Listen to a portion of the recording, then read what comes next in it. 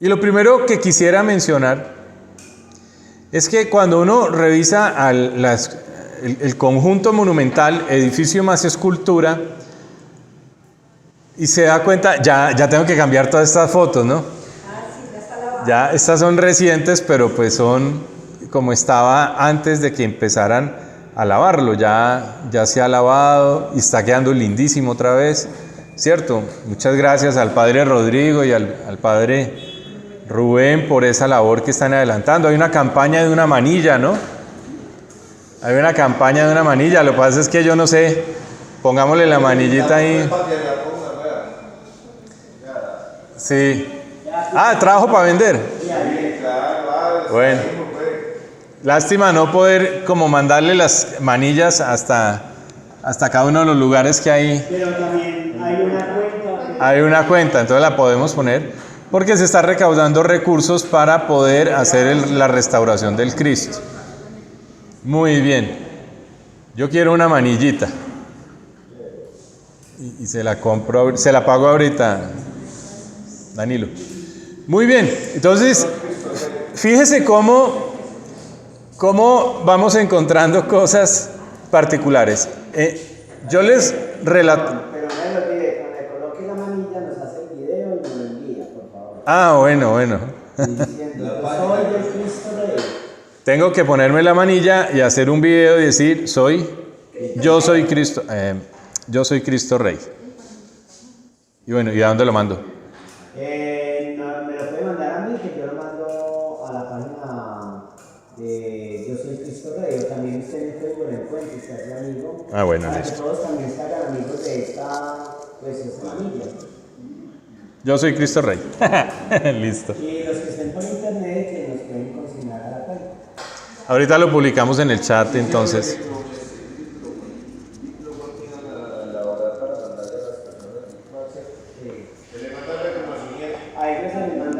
Sí. Ah, bueno. Virtual. Perfecto. Bueno, entonces cuando miramos al Cristo Rey como imagen, en la clase pasada hacíamos un detalle sobre las ventanas que él tiene en el edificio. Y decíamos que hay 6 por este lado y 6 por este lado, igualmente 12 en los otros flancos, para un total de 24. Y yo mencionaba el pasaje bíblico que hacía alusión a eso, ¿no? Esto fue un detalle que surgió hablando con Danilo y yo se lo consulté al liturgo de la diócesis de Pereira, al padre John Dalfer. Y él, al escuchar esto y otras cosas que le estaba comentando, dijo, el monumento tiene un enfoque apocalíptico. Ah, bueno, cuando uno dice, entonces tiene un enfoque apocalíptico, ya mismo, no, el fin del mundo, el fin de los tiempos, ¿cierto? No, terrible, apague y vámonos todos a rezar dentro del Cristo Rey. No. El mensaje apocalíptico es un mensaje para comunidades cristianas que están siendo perseguidas. El estudio bíblico que se ha hecho sobre el Apocalipsis, con ese lenguaje simbólico que él tiene, lo que ha permitido identificar es que los cristianos de la época en que se escribe ese libro, que es el primer siglo, ¿no?, eran perseguidos por los romanos y perseguidos brutalmente. Muchos de ellos eran echados a los leones, al circo de los leones, para que se los comieran vivos, o los empalaban, ¿no?, los clavaban en un palo y los exhibían en las plazas públicas cuando no los quemaban también allí, o los dejaban morir o los quemaban. O sea, una cantidad de barbaries hacían con los cristianos, los romanos, simplemente porque los cristianos nos negábamos a adorar a los dioses romanos o a adorar al mismo César, ¿no?, al emperador del Imperio Romano. Entonces, eso era inadmisible para ellos y mandaban a quemar, o a torturar, o a matar, eran perseguidos. En ese tiempo de persecución, los cristianos encontraron la manera de escribir textos con un lenguaje, entre comillas, encriptado, o sea, simbólico. Los cristianos lo entendían, porque entendían lo que se estaba diciendo allí. Pero los romanos no, porque no entendían de eso. Entonces, ¿qué hay que rescatar? Ahora, no es que sea una estatua enmarcada en el libro del Apocalipsis, no, sino que hay unos pasajes, yo los mencionaba, eran de Hechos de los Apóstoles, son pasajes del género literario apocalíptico. Es una forma de escribir. Y pasajes, versículos, relatos de la Biblia en el género apocalíptico hay en distintos libros de la Biblia, no solamente en el libro del Apocalipsis. Entonces, como estoy diciendo, Hechos de los Apóstoles también lo tiene. Y por eso ahí es donde aparece la mención a los 24 ancianos, que es lo que representa este edificio, a los 24 ancianos. Ese es un tema que de todas maneras hay que revisar un poquito más, comprenderlo mejor, redactarlo mejor para poder llegar a explicarlo. Pero el mensaje que yo quiero que hoy retengan con esta idea del género apocalíptico y que estaría presente en nuestro monumento es que el Cristo se construye en medio de una violencia brutal en Colombia. Eran 11 millones de colombianos y 2 millones fueron desplazados de su territorio. Y los relatos hablan de 300, 400 mil muertos. Eso era brutal para esa época. E incluso guardadas proporciones sería peor de lo que hemos vivido en nuestros tiempos. O sea, imagínense cómo sería, ¿cierto? Entonces, este pueblo del Alcázar y todo Colombia estaban sumidos en una violencia muy fuerte, que tenía también un trasfondo político-religioso. Era político entre liberales y conservadores de la época. No lo lean como los liberales y los conservadores de hoy porque realmente son momentos históricos diferentes. Pero el liberalismo de mediados del siglo pasado, de la primera mitad del siglo pasado, era un liberalismo laicista. O sea, el Estado no confesional, el Estado sin Dios, o reconociendo la diversidad de cultos. Eso finalmente quedó en nuestra Constitución y está en el pensamiento del mundo en general hoy, de la humanidad.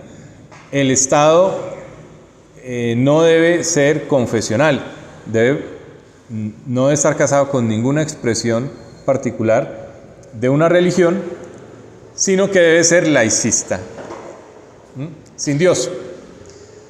Por el contrario, los conservadores de la época abogaban por un Estado confesional, o sea, un Estado que reconocía a un Dios, a nuestro Dios católico como el que guiaba los designios del Estado. Entonces, fíjese, la pugna también estaba no solamente en el poder entre liberales y conservadores, sino que en el fondo había un elemento muy importante que también era de tipo religioso. ¿Qué hace la comunidad pastoral? En medio de esa persecución, en medio de esa crisis, en medio de esa muerte, en medio de esa zozobra que se vivía, se embarca en construir un monumento que abogue por la paz. Un monumento por la paz. Y va a promover a Cristo Rey. Cristo Rey, unos 20 años antes, en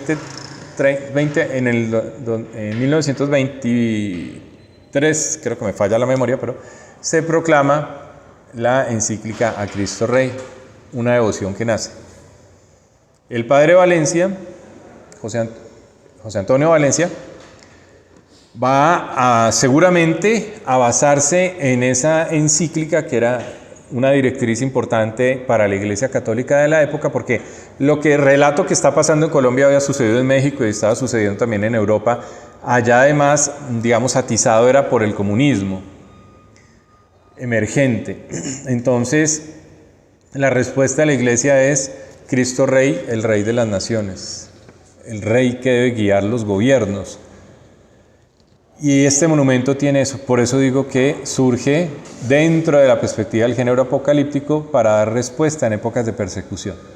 Un siglo después, digamos que la guerra no está tan marcada en ese aspecto, hay mucha violencia presente en otros aspectos de la vida social, pero ese pensamiento laicista sí ha hecho mucha erosión espiritual en nuestro mundo. Y en ese sentido el Cristo Rey sigue siendo absolutamente vigente y necesario. Y hoy hay mucha persecución y está creciendo a la iglesia. Entonces el primer elemento es que el Cristo Rey desde una perspectiva pastoral puede ser resignificado hoy, al igual que los santuarios, por eso existen, porque son manifestaciones de Dios en este momento donde se persigue el pensamiento y el sentimiento cristiano. ¿Para qué? Para volver a tener una humanidad que se fija en Dios. ¿De acuerdo? Habiendo hecho esa introducción, recordemos que en la sesión pasada identificamos dos secciones, una estatua de 6 pisos y un edificio de 4 pisos. La estatua es un Jesús resucitado o Cristo Rey o Cristo Salvador, eso se ha unificado en el imaginario cristiano. El Cristo Rey y el Cristo Salvador se presentan como uno solo, e incluso el Sagrado Corazón de Jesús, algunos lo integran todo en una sola figura poniéndole el corazón. Y el otro es el Triduo Pascual. Nos concentramos en el edificio la vez pasada y hablamos de 4 pisos. Mencionamos que tenemos una capilla, la capilla actual en el primer piso. Recuerden que llegamos a la conclusión de que representaba el Jueves Santo, representaba ese cenáculo. El cenáculo fue la casa, el sitio donde Jesús realizó la última cena y allí se instituye la Eucaristía. Pero yo quiero que no se me pierdan en esta relación. Todo el tiempo voy a estar hablando de pasajes bíblicos. Entonces, aquí tomamos como referencia Mateo 26, 17, 29. Por eso les dije que trajéramos la Biblia, pero esto no lo vamos a mirar ahorita, despuesito. Después está el piso 2, que es un salón, es el salón que está rodeado de los balcones, acceso por 4 escaleras. Reconocemos que en esa lógica del Triduo Pascual es el Viernes Santo y que yo había dicho más que el Calvario, pero decantando la presentación llego a la conclusión de que es el pretorio, es el lugar donde Jesús es presentado ante Pilatos y Pilato le pregunta, la gente dice que eres el rey de los judíos y él le responde, tú lo has dicho. Y suceden, ¿qué quieres? Suceden otros hechos importantes que van a resaltar a Jesús como el Cristo Rey. Es bien importante lo que sucede allí, en ese pretorio, y que es el lugar donde después van a azotar y a humillar a Jesús. El tercer salón es un salón amplio, representa el Sábado Santo, y hablábamos bastante del sepulcro. Pues yo llegué definitivamente a la conclusión de que ese tercer piso es el sepulcro. Además, por el techo y todo el cuento, hay una conexión con el siguiente piso, con el cuarto, y esa conexión se logra por el sepulcro. Allí hablábamos del lugar de María, de la Virgen de los Dolores, y también tiene su pasaje bíblico que es Mateo 27, 57, 66. Y finalmente el domingo de Pascua, que es el cuarto piso con las escaleras pasadizas, y lo que tenemos allí es también el sepulcro, pero el relato del sepulcro, de acuerdo a esa continuidad con Mateo, es el sepulcro vacío. ¿No? Primero es cuando Jesús es enterrado, digamos, que Jesús de Arimatea es que se llama, ¿cierto? Es el que José de Arimatea lo recibe y lo lleva a su sepulcro, y ahí están presentes María Magdalena y la otra María que era la esposa de Santiago, y quedan en vela allí. Pero ya es cuando van en la madrugada y se dan cuenta que el sepulcro está vacío, ¿cierto? Entonces, y se les aparece Jesús y está en el anuncio de la resurrección. La resurrección se narra diferente en cada evangelio. Hay elementos comunes, pero cada evangelio tiene una narración diferente. La narración aquí es la de Mateo.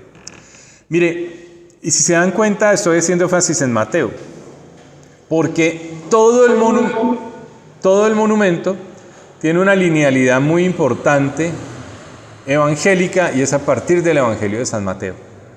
El monumento es un monumento mateano. Todos los pasajes bíblicos que van a ver ahorita son de Mateo. ¿Y cuál es el primero de ellos? Está en el plano fundacional del edificio, en su plano arquitectónico fundacional. Y dijimos que se formaba una estrella, y esa estrella es de 8 puntas, y son 8 las bienaventuranzas, y se habla de la estrella de Malta o de las bienaventuranzas. Entonces mire, y son las bienaventuranzas de Mateo, no las de Lucas, que son 6. Bueno, son las de Mateo, que son 8, ¿cierto? Entonces, y al final en la cabeza vamos a poder encontrar que en el recorrido interno del Cristo entramos a la cabeza por una puertica muy estrecha. Y eso es Mateo nuevamente, Mateo 7. De ahí para adelante se van a dar cuenta que toda la secuencia, la espiritualidad del Cristo Rey es mateana, completamente mateana. Claro, yo podría poner pasajes de otros evangelios, pero resulta que se da una continuidad muy interesante desde lo que Mateo nos va dando. Y qué bonito reconocerlo desde esa perspectiva. Yo le paso la presentación, padre. De hecho, la podemos compartir también. Va a quedar en video. Mire que el video anterior lo subimos ya rápido porque cambiamos la manera de grabar para que quede más fácil hacer la edición. Muy bien, entonces tenemos el monumento nace con un propósito pastoral y es acompañar al pueblo que está sufriendo por la guerra, que es víctima de la guerra. Y bueno, lo construyen en convite y después tendrán una vida de oración particular frente a ese Cristo Rey. Pero hoy, un siglo después, ¿para qué sirve el monumento? Desde una perspectiva pastoral. Que traiga gente del pueblo y que traiga gente peregrinos, turistas peregrinos. Entonces tenemos que pensar guiones. Entonces la clase pasada alcanzamos a lanzar 6 propuestas de guiones. Como una lluvia de ideas sobre guiones que orienten, que guíen una actividad pastoral desde la catequesis para peregrinos, para visitantes. Entonces hablábamos del primer guión, que era el triduo pascual dentro del edificio. 2, el guión histórico patrimonial por fuera del Cristo, en los alrededores. Y habíamos planteado 4 guiones posibles dentro de la estatua. Y esos son los que vamos a hablar hoy. Un primer guión basado en las bienaventuranzas. Un segundo guión a partir de oración con los salmos. Un tercer guión, el camino a la puerta estrecha. Y un cuarto guión que no responde mucho a la propuesta específica del Cristo Rey, por si un Cristo resucitado, pero no importa, que es a las llagas de Cristo.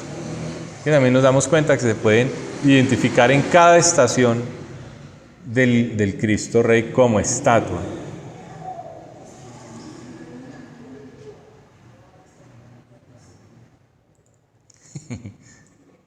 ¿En dónde va, padre? Memoria pastoral. Ah, ya. A ver. Entonces, este monumento es bien interesante por eso. O sea, ¿cómo podemos nosotros conducir al turista dentro del monumento, pero que tenga una vivencia, no que mire solamente cemento? De por sí ya es muy significativo. No solamente el momento histórico que les decía, sino también cómo lo construyeron. O sea, arquitectónicamente, que es lo que el trabajo de Carlos Arturo. Poder reconstruir esos elementos con medidas exactas y todo, además de lo que la historia nos ha permitido guardar, de la cantidad de hierro que se le metió, la cantidad de bultos de cemento, ¿cierto? Unas fotos viejas que muestran cómo tumbaron un cerro, el Cerro del Oso, lo rebanaron de tajada, pues. El Cristo Rey está construido sobre piso absolutamente firme, no es un lleno ni nada, fue un cerro rebanado hasta que encontraron, pues, piedra, ¿no? Piso muy firme. Y por eso ha durado un siglo en medio de tantas cosas. Se aguantó el terremoto de 1999, 25 de enero del 99. Incólume pasó el terremoto. Entonces, está muy bien construido. Y esa historia también se puede contar, y se puede contar afuera, en la explanada. Pero dentro del Cristo hay algo más que contar, y Él está lleno de significados. Que yo creo, con una actividad bien realizada, con mucho sentimiento espiritual, pues, va a ser un momento querigmático para el turista. Querigmático es un encuentro con el Señor, significativo, que te remueve el corazón, te lo sacude y hace que el Señor, pues, te llene y te invite a conocerlo más, a vivir con Él. Eso es como el querigma. Bien, ahí tenemos algunas imágenes que son, el monumento como se recorre por dentro tiene la posibilidad de algunos roticos particulares, poder observarlo, observar el pasaje desde allí. Este está aquí en el pecho, que son aquí donde se une la clavícula con todo con todas las costillas. Este que ven en forma de rombo es por donde entra una de la lanza al corazón, y este es en el cuello, debajo de la barba de Jesús. En el chat están preguntando que qué pasó con la número 10. Vea, con la número 10 está grabada toda sin audio, sin sonido. Yo cometí aquí una estupidez, espiché una cosa que no era en el micrófono y lo grabamos todo en video sin audio. Entonces esa charla habrá que repetirla, si no la logramos hacer públicamente, para grabarla también el viernes, que les digo aquí en el evento público, nos tocará repetirla, porque es la charla de Carlos Arturo sobre toda la estructura arquitectónica. Entonces, pero bueno, esa la recuperamos. Por eso en la 10 no está subida. Afortunadamente estoy vivo, ¿no? Sí, afortunadamente. Estamos a tiempo de recuperarla. Y afortunadamente la tiene que volver a repetir. No, está el video, pero tanto lo que yo dije ese día, porque yo también hice una reflexión sobre las bienaventuranzas y todo lo que él dijo sobre lo que ha encontrado, todo lindísima la imagen, pero muda, cine mudo. Muy bien, son las 10:30, vamos a descansar un poquito. Yo les pido hoy Lisa y Daniela y yo estamos enérgicos, entonces por favor 20 minuticos nomás. Les aseguro que empiezo a las 10:50. Bueno, vamos a descansar un momentico.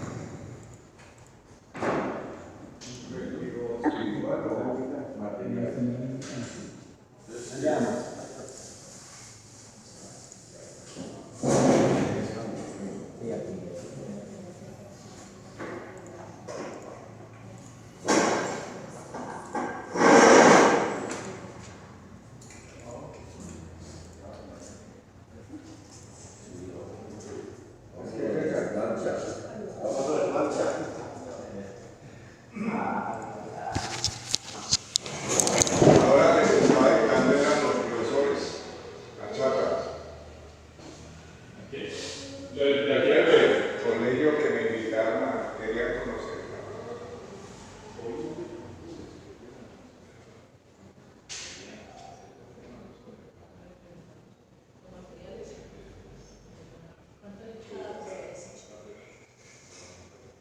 Claro.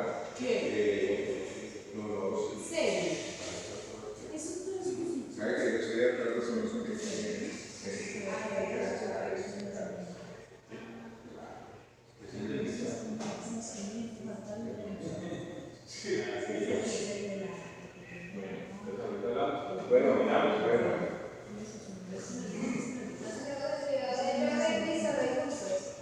Pero si no me grabaron eso.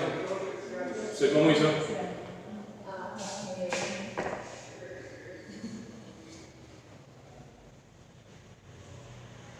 ¿Va a comer algo?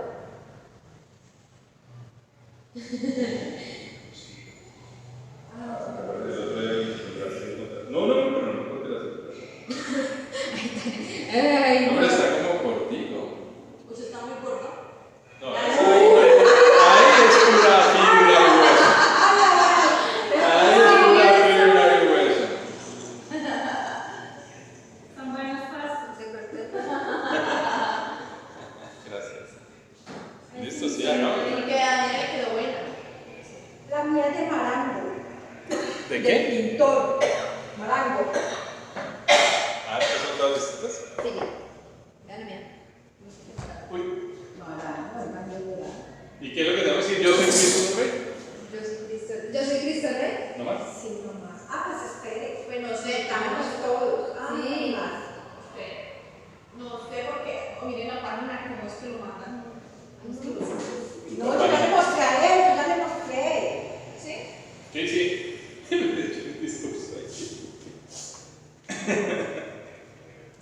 Bueno, no podemos decir yo soy, sino nosotros somos, porque somos varios. Entonces, No, entonces, así, así. Sí, así nosotros somos. se tiene que mostrar. Nosotros somos Cristo Rey.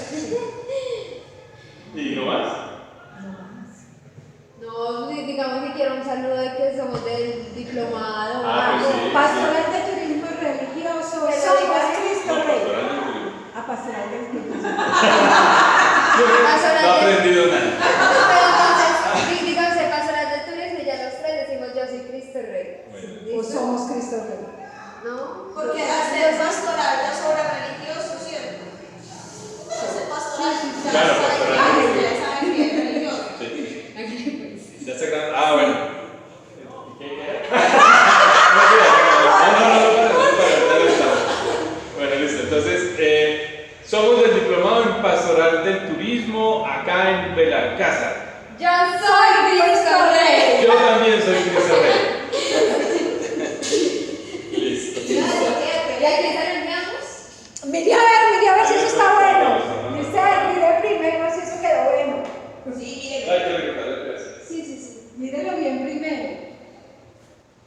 Marta Lucía, mi compañero de acá de Santuario, está en Pereira con su esposo hospitalizado para hacer nuevamente cirugía y le solicitamos sus oraciones. Bueno, ahorita las 5. Ah, yo iba a montar una cosita aquí. ¿Por qué? Así es, oye. Pero antes de mandarlo, no mandar eso primero. Nada, que no le gustaba las redes sociales, no la quiere subir al Facebook.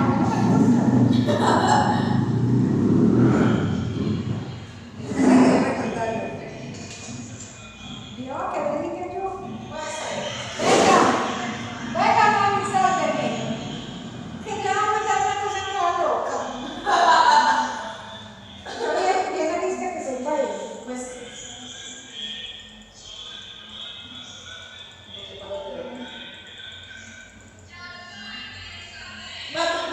Ay, me gustó, es muy original. Es que Está es muy, chévere, es está muy chévere. natural. Yo amo los videos naturales. A mí también, a mí me gusta. A mí no, porque es que eso está sí, muy ya caro. subo todos los mosaico.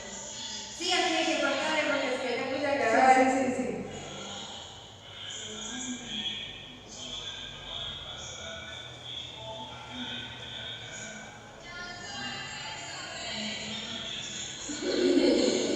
Pero Me encantó. al subirlo al WhatsApp se puede recortar Sí, un sí. pedacito. Sí, Le ya quitas sé. al. Te lo voy a enviar a ti, ¿sí?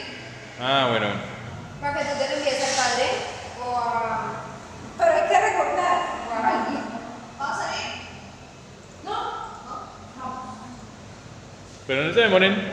No, hacer chichi. Porque usted tuvo, David, sí. Ahí sí, mentiras, pero que no crea.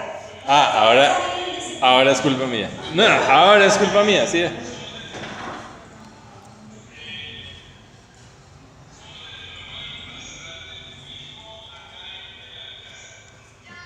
Ah, yo acá lo paso. Ahora se quemó. ¿Estamos calientes?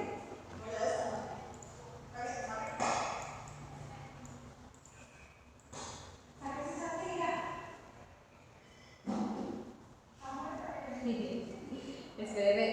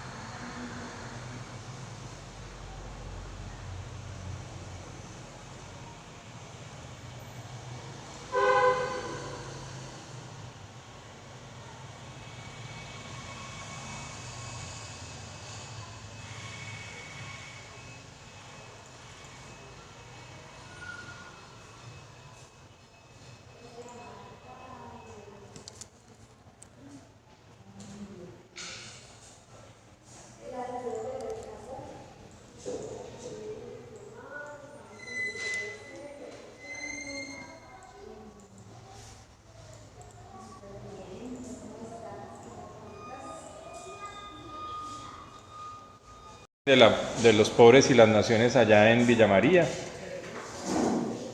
Y Marta Lucía pues ha estado muy pendiente también del diplomado. Entonces oramos por el esposo de ella, Vicky también tenía una intervención.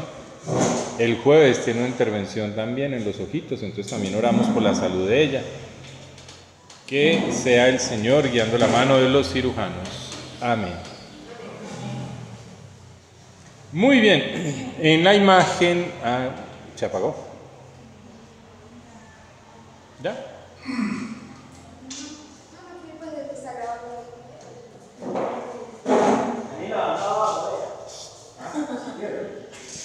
Se puede Sí, trabajar yo a en veces me canso. máquina o hacer plata. Mentiras, papi, yo se me sale re bien.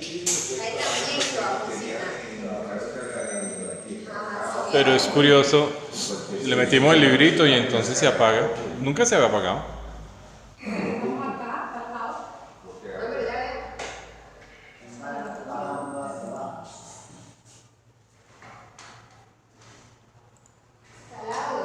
Muy bien, en la imagen están observando una pequeña diapositiva que monté ahorita para explicar lo que acaba de comentar sobre el tema apocalíptico. Entonces, es un monumento modelado en género apocalíptico. Ese género apocalíptico también está dentro del Evangelio de Mateo. En el discurso escatológico, ahí menciono un pasaje que tiene que ver muchísimo con el Cristo Rey. ¿No? El Mateo 24, 1, 26.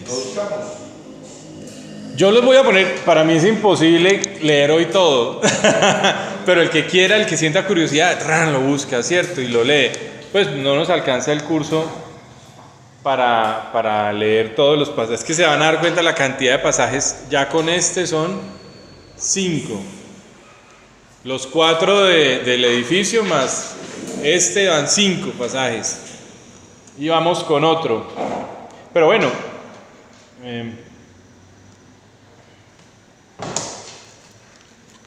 leámoslo, porque es que César propone leerlo y digamos que tiene... Sí. Claro, para eso la trajimos. Mateo 24, me presta la mía. Yo les presto, yo puedo prestar esta o acá, fíjate, no. Pero tiene que ser una vida. ¿Por qué? Yo quisiera... tengo que ponerme el micrófono. Quisiera, bueno, no desde el 1, sino leer un pedacito desde el 4. Jesús les respondió: mirad que no os engañe nadie, pues vendrán muchos usurpando mi nombre y diciendo: yo soy el Cristo, y engañarán a muchos. Oiréis también hablar de guerras y rumores de guerra, pero no os alarméis. Es necesario que eso suceda, pero no es todavía el fin. Pues se levantará nación contra nación y reino contra reino, y habrá en diversos lugares hambre y terremotos. Todo esto será el comienzo de los dolores del alumbramiento. Entonces os entregarán a los torturadores y os matarán, y seréis odiados de todos los paganos por causa de mi nombre. Muchos se escandalizarán entonces y se traicionarán y odiarán mutuamente. Surgirán muchos falsos profetas que engañarán a muchos. Y al ir creciendo gradualmente la maldad, la caridad de muchos se enfriará, pero el que persevere hasta el fin se salvará. Será proclamada esta buena nueva del reino en el mundo entero para dar testimonio a todas las naciones, y entonces vendrá el fin. Entonces, eso es Mateo. Y de alguna manera el Cristo Rey nace, digamos, la fiesta de Cristo Rey nace en el marco de la persecución a la Iglesia Católica. Ahí hay un pequeño resumen de los elementos y nace para eso, ¿no? Para dar como ánimo y aliento, recordar este pasaje y otros, porque después vendrán otros pasajes similares. Esto es lo que se llama el discurso escatológico de Jesús en Mateo. Bueno, vamos con otro. Entonces ya entremos al tema nuestro, de hoy pues, al tema de hoy. El primer temita o el primer guión que les quiero sugerir hoy es el guión de las bienaventuranzas. Yo les decía que si la base arquitectónica en la sesión pasada La base arquitectónica del monumento es una estrella de 8 puntas y ella nos representa lo que veíamos aquí, la estrella de Belén, o la cruz bautismal, o la cruz de Malta, o de las bienaventuranzas, que es bien particular porque es de la orden de los hospitaleros. Entonces era gente que se dedicaba a apoyar al peregrino, a la persona que iba por los caminos.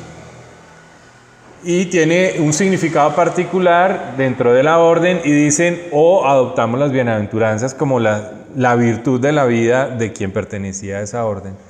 Entonces, bueno, y la cruz bautismal, pues es el bautizo, ¿cierto?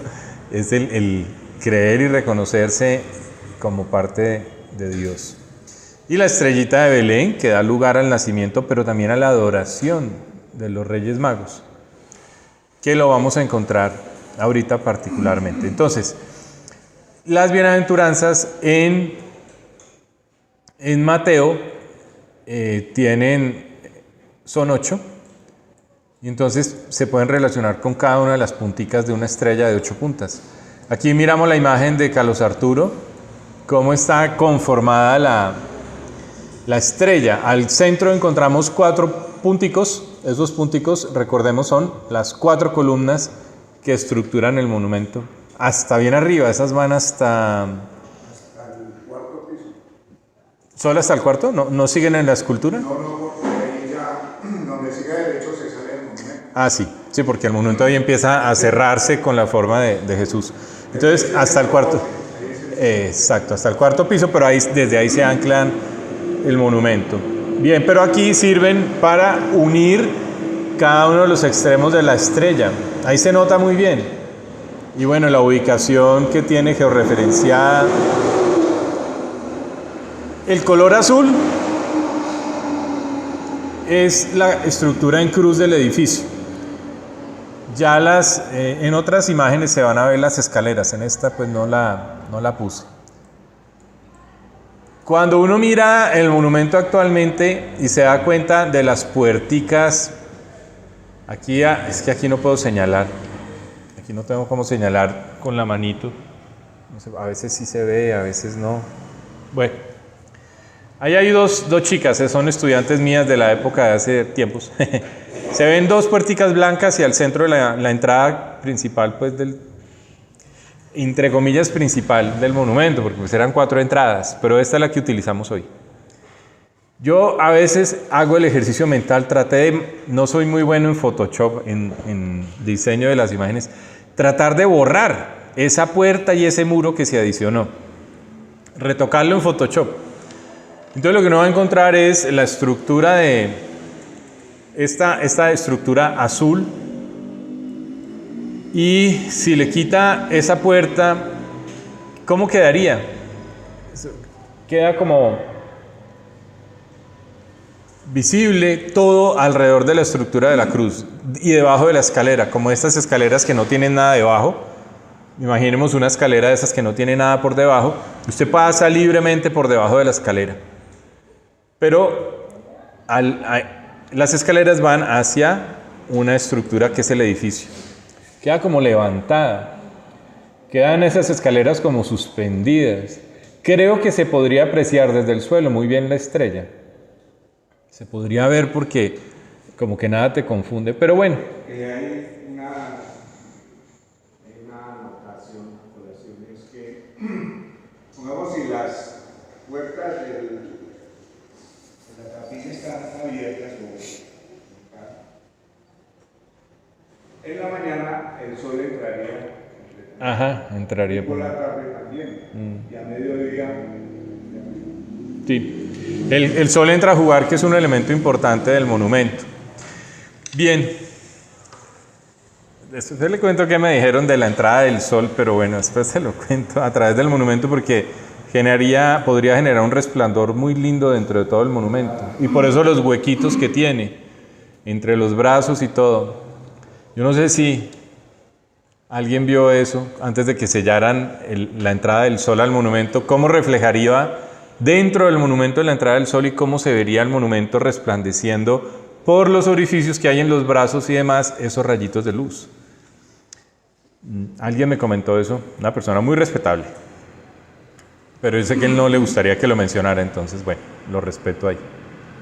Muy interesante, ¿no? Un Cristo luminoso. Bien, esta es la relación de las bienaventuranzas. No se tienen que sacar el ojo ahorita, esperen un momentico. Vamos a mirar cómo, si uno relaciona los 10 pisos con las 8 bienaventuranzas, o mejor aún, con el pasaje completo, ¿no? Son 12 versículos que tiene el pasaje de las bienaventuranzas. Si uno relaciona eso, se va a dar cuenta que encaja perfecto. Reservamos el piso número 1, que es la capilla, y el piso número 10 para los 2 versículos iniciales y los 2 versículos finales. ¿Cómo leer esta imagen que tengo puesta? Se lee de abajo hacia arriba. Porque arrancamos por el primer versículo en el primer piso y terminamos en el último versículo en el 10º piso. Es una lectura ascendente. Pues porque es una estatua que se recorre ascendiendo, ¿cierto? Entonces, pues las bienaventuranzas hay que leerlas muy a la inversa de nuestra lógica. Usted empezaría a leer este texto de arriba para abajo. Aquí hay que leerlo de abajo para arriba. Entonces, si usted está en el primer piso, que es el que equivale a la capilla, imagínense este ejercicio guiando un grupo de turistas, por favor. Sí, turistas o peregrinos. Así hay que imaginárselo, porque es como le comparto yo las bienaventuranzas que estructuran al monumento desde Mateo a un grupo de peregrinos. Entonces, habría que leer el primer versículo. Jesús, al ver toda aquella muchedumbre, subió al monte, se sentó y sus discípulos se reunieron a su alrededor. Lo que podríamos estar haciendo con los peregrinos. Ahora, que el guía no se crea a Jesús, ¿cierto? Pero bueno, pero sí que refleje en su rostro a Jesús. Eso sí, ¿cierto? Cuando hacemos nuestra actividad pastoral, tenemos que ser conscientes que podemos y debemos reflejar el rostro de Jesús. Si no, no estamos llenos del Espíritu. Entonces comenzó a hablar y les enseñaba diciendo, listo, ascendemos al 2º piso, y lo podemos leer en los balcones. Bienaventurados los que tienen el espíritu del pobre, porque de ellos es el reino de los cielos. Bueno, hay distintas traducciones en la Biblia, cada uno podrá encontrarla. Este pasaje en la Biblia está en... Ay, se me perdió, se me movió todo. Mateo 5, 1, 2. Sí, Mateo 5, 1, 12. Para que lo tengamos presente. Para el que quiere ir leyéndolo allí. Después del primer piso, nos vamos al tercer piso con el salón amplio y leemos la segunda bienaventuranza. Bienaventurados los que lloran, porque recibirán consuelo. ¿Y qué tenemos aquí? Aquí tenemos es el piso de la Virgen María, ¿no? Después pasamos al 4º piso. Mire ya dónde vamos, hacia el final del edificio, en el 4º piso. Y allí nos va a decir, bienaventurados los pacientes, porque recibirán la tierra en herencia. Después nos vamos al mirador, que está ya en la base de la escultura. El tercero es el que te decía, el salón amplio. Bienaventurados los que lloran. En el 4º, bienaventurados los pacientes. Y al 5º, ya en el mirador, bienaventurados los que tienen hambre y sed de justicia, porque serán saciados. Ahora les digo porque está en amarillo. En el piso 6, que ya es dentro de la escultura, bienaventurados los compasivos, porque obtendrán misericordia. En el piso 7, este 6 ya marca la bienaventuranza, ¿no? La 6ª bienaventuranza. Esta es la cintura de Jesús. Bienaventurados los de corazón limpio, porque verán a Dios. Vea, vamos por aquí. Ahí se ve el 7 y el punto donde ubica dentro del monumento. En el piso 8, bienaventurados los que trabajan por la paz, porque serán reconocidos como hijos de Dios. Exacto. Ahí se relaciona la rayita del 8. Ahí la estamos viendo. El 8. Y llega a los 2 róticos aquí del pecho. Es que eso es muy significativo para que siempre lo tengan presente. Y obviamente están los brazos extendidos, pero estamos dentro de los brazos en el monumento. En el piso 9, la última bienaventuranza. Bienaventurados los que son perseguidos por causa del bien, porque de ellos es el reino de los cielos. Perseguidos, recuerden cómo estamos hablando, ¿no? Y ese es el que coincide aquí en el cuello, que se ve aquí debajo de la barba y del pelo de Jesús hay un orificio, pues, y es sobre los brazos, los hombros y los brazos por encima, por fuera, donde están paradas las personas que hoy están haciendo el mantenimiento del Cristo. Y el último es la cabeza, con 2 pasajes. Felices ustedes, o bienaventurados ustedes, cuando por causa mía los insulten, los persigan y les levanten toda clase de calumnias. Alégrense y muéstrense contentos, porque será grande la recompensa que recibirán en el cielo. Pues bien saben que así persiguieron a los profetas que vinieron antes de ustedes. En la cabeza de Jesús, los 2 últimos versículos hablan de persecución, que se refieren además a la última bienaventuranza. Hemos hablado de un contexto apocalíptico, de un género apocalíptico en el monumento que está se escribe para atender momentos de persecución en la historia de la iglesia. Sí, César. Sí, Carlos Arturo.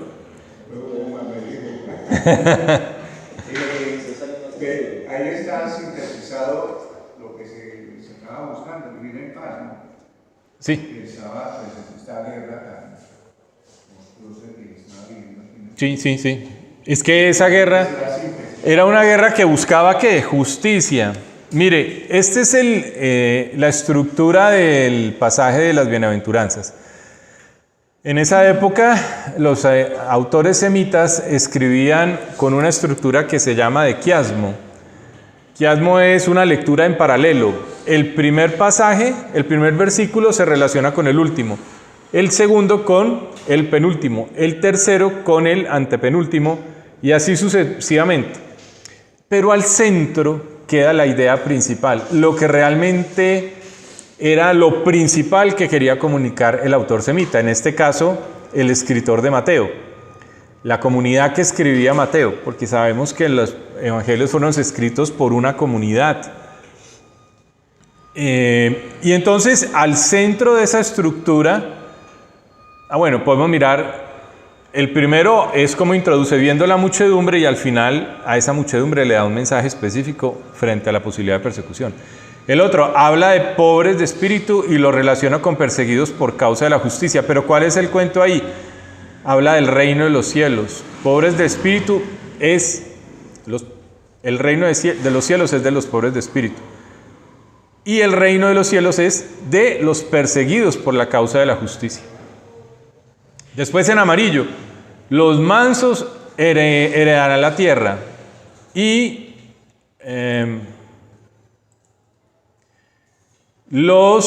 serán llamados hijos de Dios los que trabajan por la paz. Hay mucha relación entre todos. En azul, los que lloran serán consolados y los limpios de corazón verán a Dios.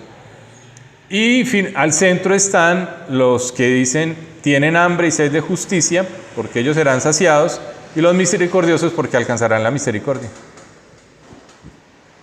¿Cuál es el que nosotros encontramos prácticamente al centro del monumento?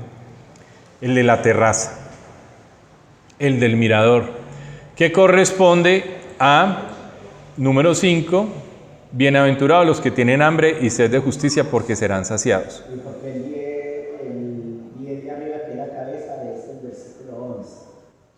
Porque se salta el versículo 9 y 10. No, están ahí, son bienaventuranzas. No, lo que pasa es que aquí dice 8, pero es la octava bienaventuranza. Oiga, porque en el lomo aparece los hombres y el cuello como 8 y el 8. Y en la cabeza... No, por eso, ese número 8, padre, no es el versículo. Sí, ahí lo escribí confundiendo. Ese es el versículo 10. Y entonces, después 10, 9, vas bajando. Pero dice 8 porque es la octava bienaventuranza. No el versículo 8, sino la octava bienaventuranza. ¿Sí me explico? Es el versículo 10, pero la octava bienaventuranza. Creo que debería corregir eso porque causa confusión. Sí. Tiene toda la razón. Pero estoy resaltando las 8 bienaventuranzas allí.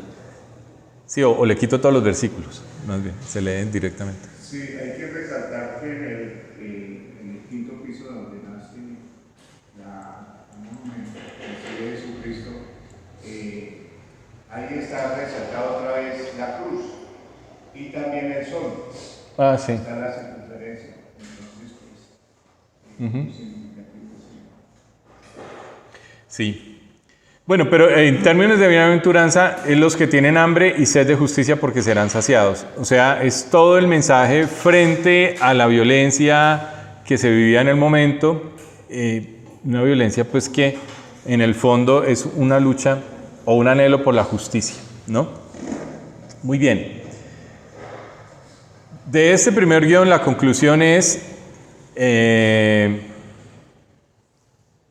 tiene una relación todo el monumento con las bienaventuranzas. O sea, la razón de que tenga 10 pisos podría ser entendida en función de las bienaventuranzas. hay que apuntar que los pisos no tienen la misma medida. ¿No? Entre el 6 y el 7 tienen una altura de 3,50 y pasan 4 metros. Y del 6 al 7 es todavía más largo. O sea que pues, eso es el objetivo de lo que tú estás leyendo. ¿Sí? Porque hubiera podido meter más piso. Pero realmente ese era el objetivo.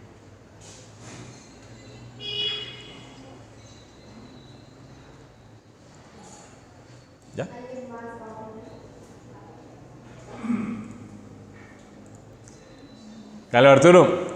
Carlos Arturo estaba mencionándonos que los pisos no son iguales, tienen diferentes medidas en altura, excepto los pisos 2, 3 y 4, que sí son iguales. De ahí para adelante todos tienen alturas diferentes. Pero ahorita le cuento por qué. Ya voy a esto. Bueno. Entonces las bienaventuranzas tienen no solamente la estructura de base del monumento, con esa cruz que se forma y que además está presente, yo me quedé pensando, no la había visto en el quinto piso, voy a fijarme en este detalle, lo que dijo Carlos Arturo ahorita, y que tienen al centro pues esa figura de sol eucarístico, digámoslo, de esa manera que es lo que hemos estado mirando también. Sino que las bienaventuranzas determinan el número de pisos. Ojo pues, o sea, hay todo un relato allí. Es que las bienaventuranzas son como a Moisés le revelaron los 10 mandamientos, ¿no? Jesús aquí nos da las 8 bienaventuranzas, que son como la nueva forma o el nuevo parámetro que da para vivir en la nueva alianza. Si uno quiere vivir las reglas como las dice Jesús, pues puede vivirlo como Moisés, pero qué interesante si usted vive su vida más bien desde las bienaventuranzas. Y cuando se va a ir a confesar se pregunta, ole, ¿yo trabajo por la paz?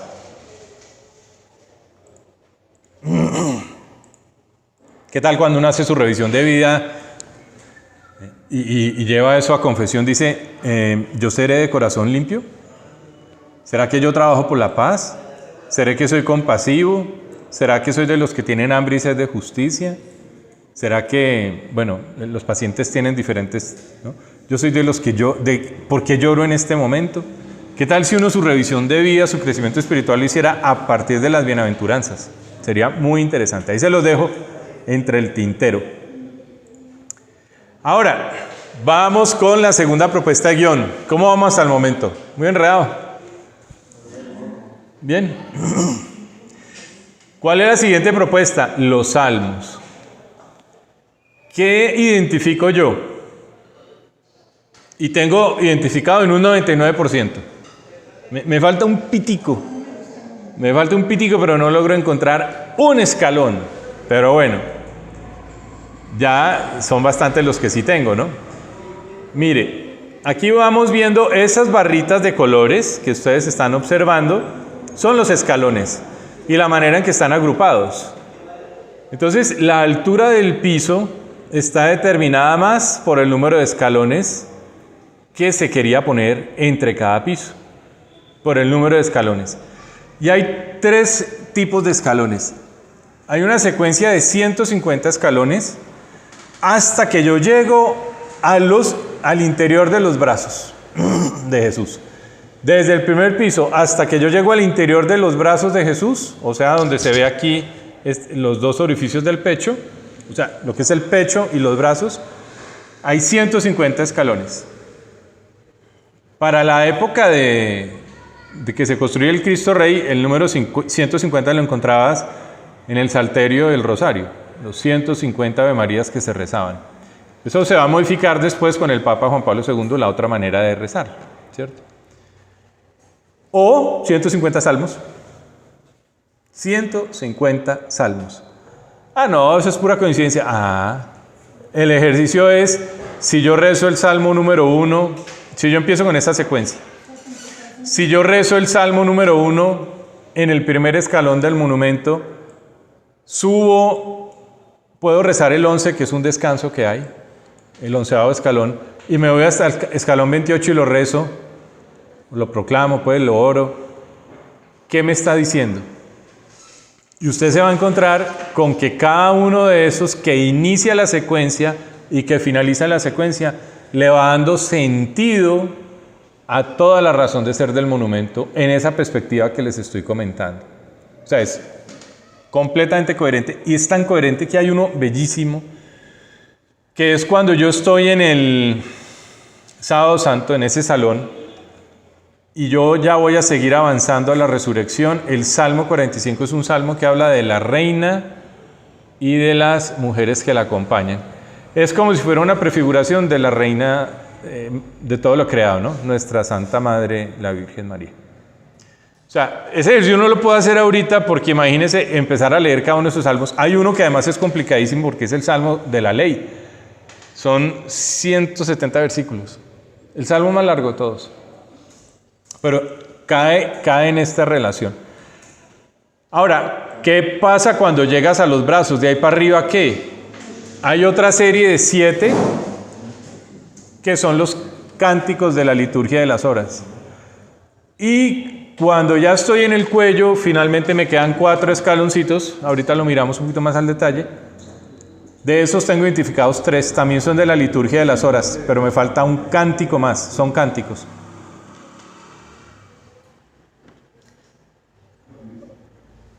Hay un dato curioso.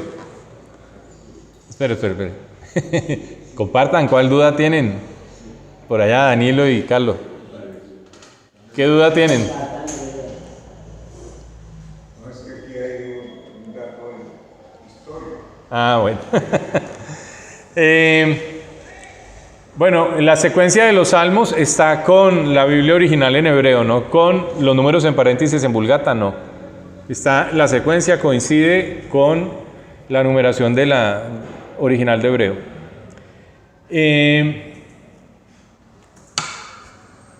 Bueno, entonces, ¿cómo funciona esto?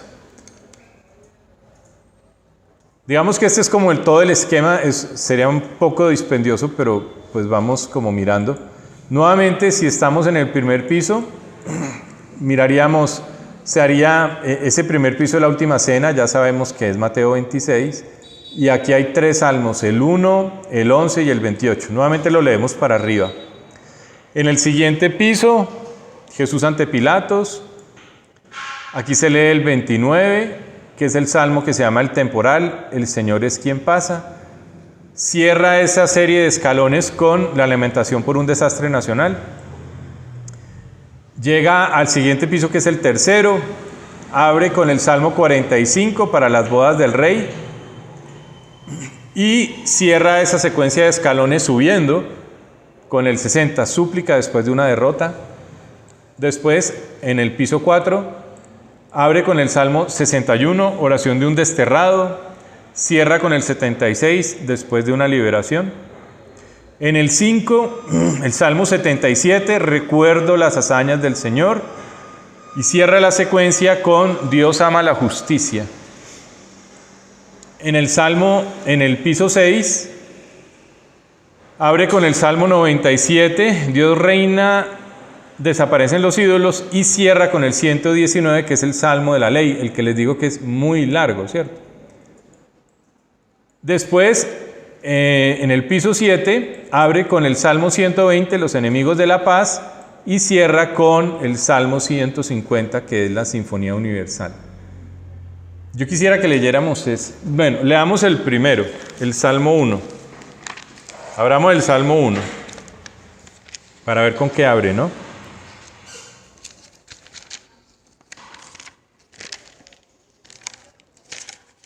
Me perdieron los salmos.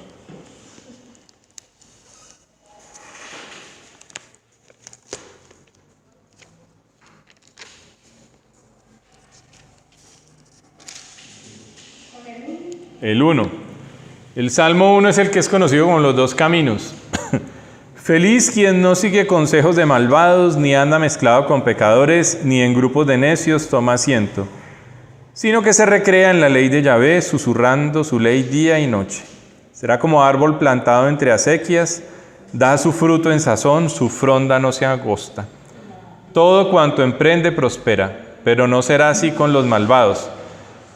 Serán como tamo impulsado por el viento, no se sostendrán los malvados en el juicio, ni los pecadores en la reunión de los justos. Pero Yahvé conoce el camino de los justos, por el camino de los malvados se extravía. Aleluya. Bueno, este es el salmo de hoy, de la liturgia de hoy, ¿no? Justamente se está orando hoy en toda la Iglesia Universal este salmo. Y es el de los dos caminos. Entonces, obviamente, al recorrer el Cristo Rey se abre un camino. Es un camino de oración. No es un sendero por entre el bosque, como nos ha enseñado el turismo ecológico. Este es un sendero por entre el cuerpo de Jesús, la vida de Jesús, el camino de Jesús. Y si nos vamos al último, al 150, sería bonito revisar el de...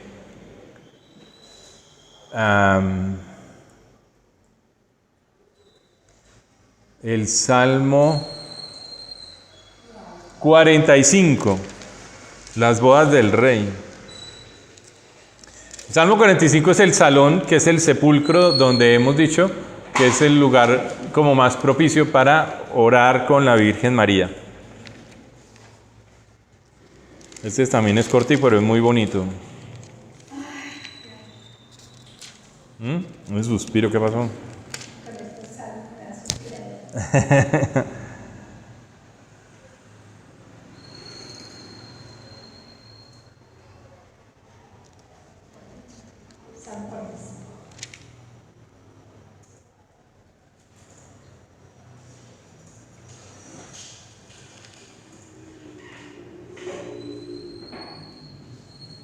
Pero vámonos hasta el versículo 14. Este Salmo 45, en el versículo 14 dice: aparece espléndida la princesa con ropajes recamados en oro, vestida de brocado la llevan ante el rey. La siguen las doncellas, sus amigas, que avanzan entre risas y alborozo al entrar en el palacio real. En lugar de tus padres tendrás hijos, príncipes los harás sobre todo el país. Haré que tu nombre se recuerde por generaciones, que los pueblos te alaben por los siglos de los siglos. ¿Ven? Meditándola allá en el sitio, qué lindo sería que en ese piso hubiera imágenes alusivas a la Virgen María. Y el último, el 150.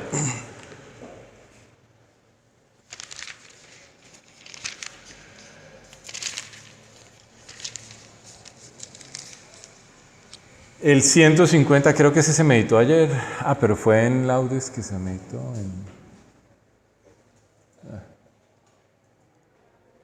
Dice el 150, aleluya, alabad a Dios en su santuario, alabadlo en su poderoso firmamento, alabadlo por sus grandes hazañas, alabadlo por su inmensa grandeza. Alabadlo con el toque de cuerno, alabadlo con arpa y con cítara, alabadlo con tambores y danzas, alabadlo con cuerdas y flautas, alabadlo con címbalos sonoros, alabadlo con címbalos y aclamaciones. Todo cuanto respira, alabe a Yahvé, aleluya. Es un salmo donde toda la creación se invita a que toda la creación alabe al Señor. pero además con una alegría y con una euforia, con una emoción, porque están usando todos los instrumentos posibles para que ese canto sea maravilloso. Es una secuencia, estos últimos son una secuencia de salmos, ahí lo presentan con un canto triunfal. Entonces, fíjense qué interesante. Ahora, después van a venir 7 escalones más. Y esos 7 escaloncitos más corresponden a los 7 cánticos que se manejan en la liturgia de las horas.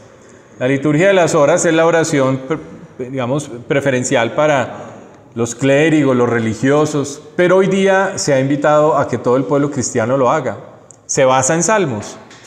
La liturgia de las horas se basa en salmos, en unos himnos y en unos cánticos que aparecen en distintos pasajes de la Biblia. Entonces, en la misma lógica, después del Salmo 150, estamos en los brazos y el pecho se abre con el cántico del profeta de Isaías, que es bien interesante. Después cerraría ya cuando llegas a la parte de arriba, sobre los hombros y sobre los brazos, al cántico de los 3 profetas, de Daniel 3:46, de los 3 jóvenes, que son 3 jóvenes que están dentro de un horno, porque Melquisedec los mandó al horno a quemarlos y no se queman, porque un soplo del Espíritu hace que las llamas se aparten y no se queman. Y este personaje, Melquisedec, no, Nabucodonosor, dice que él ve 4 personas y metió 3 en el horno, pues es el ángel del Señor que los está protegiendo. Pero es una alabanza de toda la creación también, toda la creación alabando.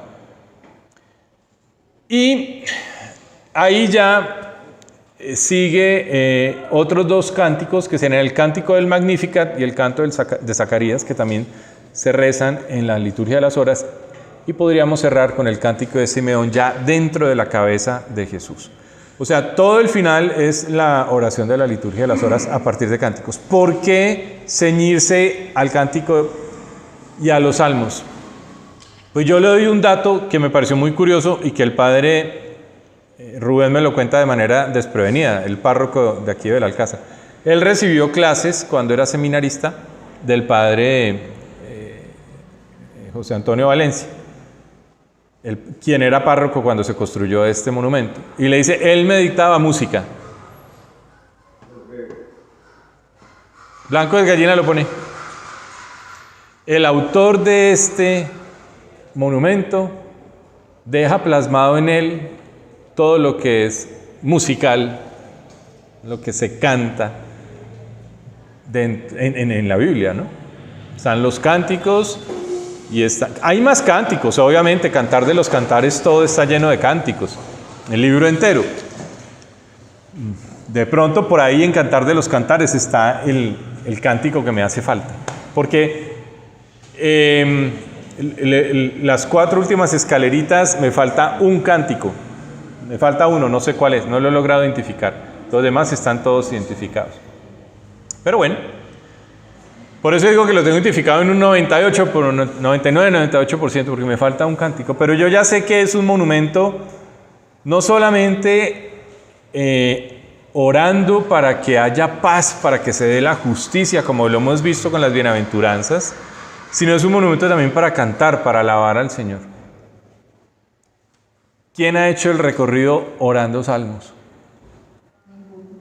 Nadie, ¿cierto?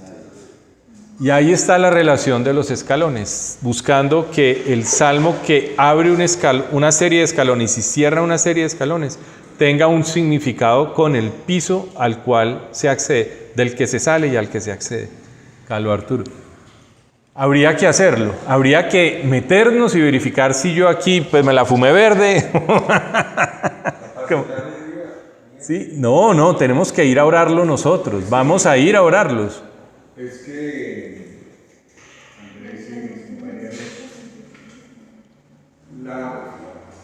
el monumento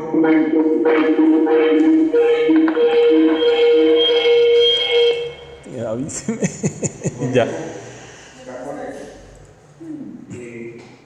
Yo me atrevo a afirmar que de los monumentos y, bueno, esculturas, en el mundo la que tiene sentido es esta. O sea,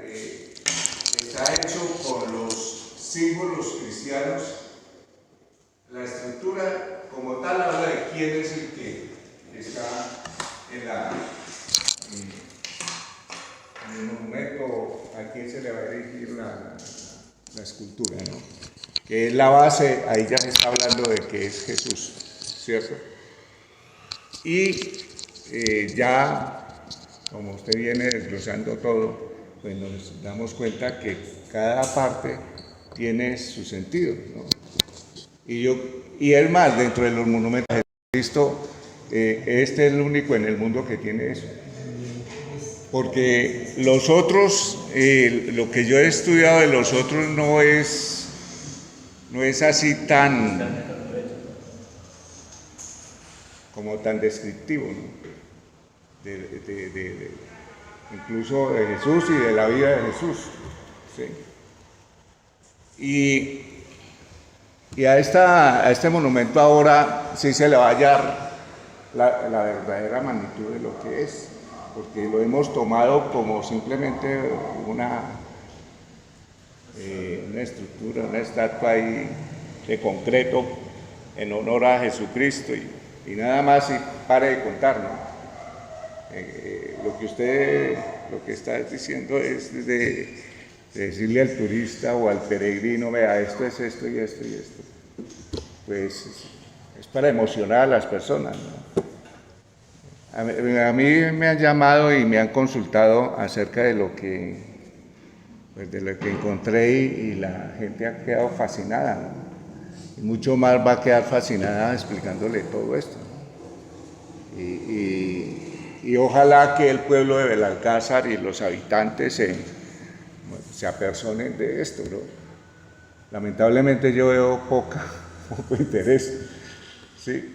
Pero hay que irlo, como se dice, dando a conocer poco a poco para que la gente como que se vaya acostumbrando a esta obra tan magnífica que se hizo, bueno, primero por el padre Valencia que tuvo la gallardía de conseguir los recursos y tener la idea, luego por el diseñador y los constructores, el ingeniero civil, el maestro, el arquitecto, que son también genios, ¿no? Entonces, yo le doy las gracias a usted que ha podido darle más dimensión a lo que se descubrió, ¿no?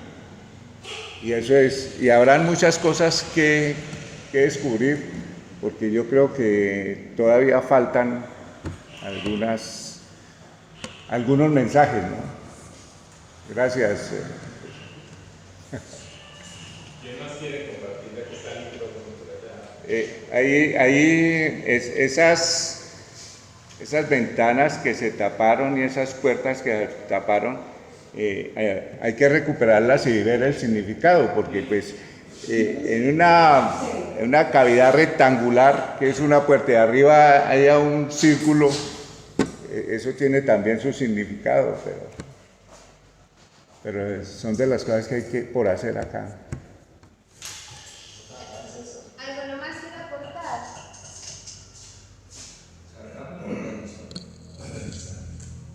Ninguno, ¿qué pasa? Porque están tan tímidos hoy. ¿Qué pasó?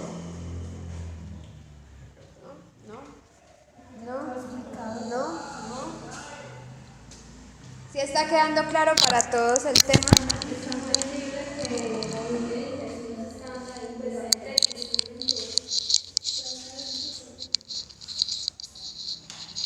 Espere que me tengo que mover lento porque ya estoy torpe.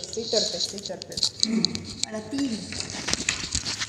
Gracias.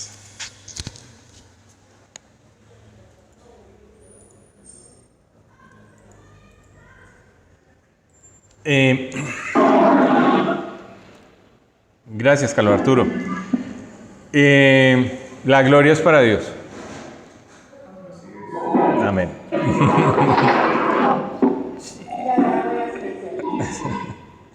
La gloria es para Dios porque así... ¿Ya? La gloria es para Dios porque así como tú lo dices, yo no sé por qué yo llego a todas estas conclusiones. Si fuera por mí...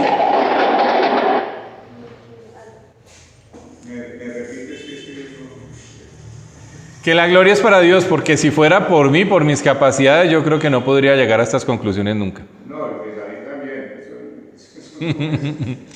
Sí, obviamente el Señor me trajo acá y me fue preparando para este momento, pero en oración todo el tiempo, ¿cierto?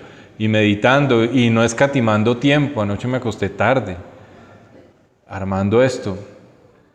Y son cosas que empiezan a aparecer en el momento. Entonces sí, bendito Dios que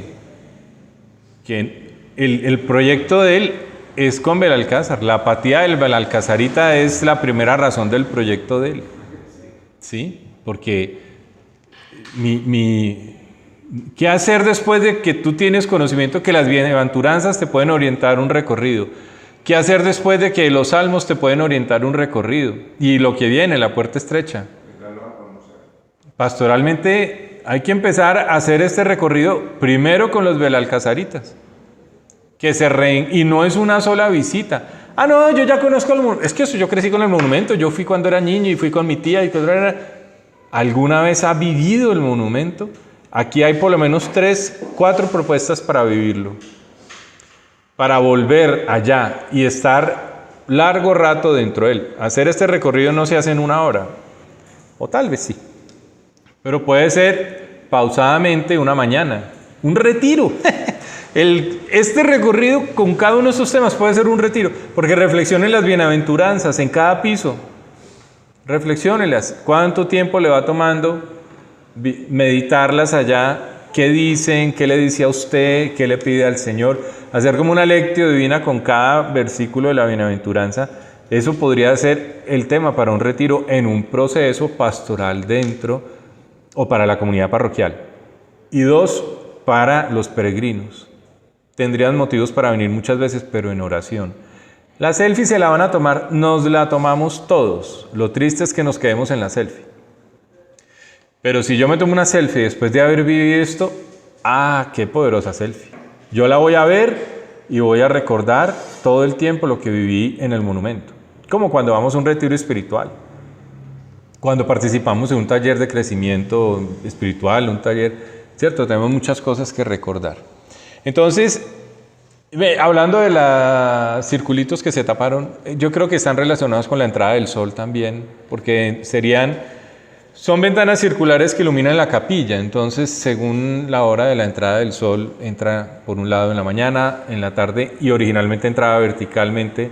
Hay un juego allí con el sol, que es un juego pues muy lindo de... Y ahí llega a notar de que por la ubicación de la casa estamos a 5 grados de latitud norte y el sol cae perpendicularmente, ¿no? Cae perfecto.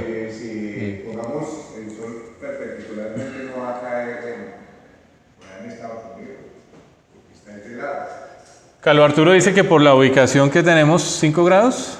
5 grados tenemos de latitud norte, el sol al mediodía cae perpendicularmente, o sea, cae perfecto. Que eso no se da en otros lugares. Entonces es una de las particularidades, ¿no? Se da en lugares los trópicos, ¿no? Bueno, y aquí hay que recordar que el Salmo 105, el cántico, por ejemplo, el cántico de los 3 jóvenes, es un canto de alabanza a la creación. O sea, es un monumento que le ora a toda la creación.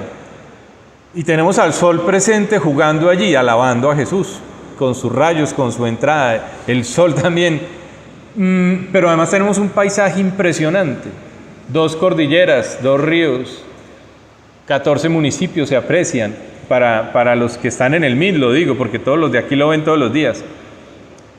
Pero ¿eso qué significa también? Es un monumento en comunión con la naturaleza, con la creación, con el paisaje. Hay que apuntarle que el monumento, afuera, donde se mide la mitad es igual a la otra mitad. Es perfectamente simétrico. Si se hace en un papel, si se hiciera el perfil de la mitad y se abre, Como cuando uno pintaba en el colegio con la figura, ponía la gota de tinta y armaba y al desprenderle quedaba perfectamente simétrico, ¿cierto? Bueno, Listo. Vamos con otro, porque se nos acaba el tiempo y el otro, el guión tercero, es un guión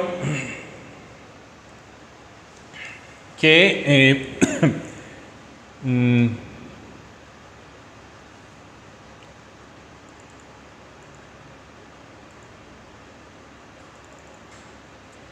es un guión que tiene 6 pisos, que es propiamente la escultura.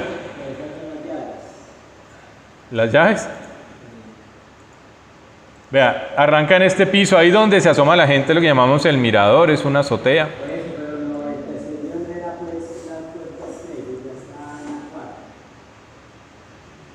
Ah, me pasé. Este sí, se me pasó. Ya sí, gracias. Guión 3, la puerta estrecha, está en Mateo 7, 13, 14. Vamos a leerlo. Mateo 7.